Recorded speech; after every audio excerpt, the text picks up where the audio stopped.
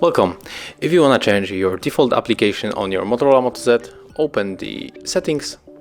Then we have to move to the apps and notifications. And right now we have to click on the advanced default apps. And for example, we can change the browser, but as you can see currently there's only one browser here.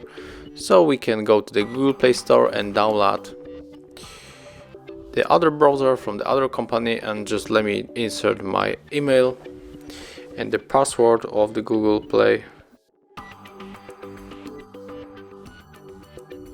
Okay, and right now just click agree, more agree, okay, and now we can type here the name of our new browser. So I'll go for the Opera Mini, click on it, just press on the install and wait a little bit.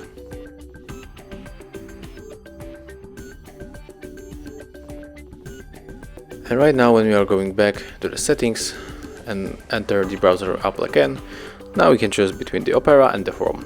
So set it like you want. I will stay with the Chrome, but just to show you that you have to choose, you can choose.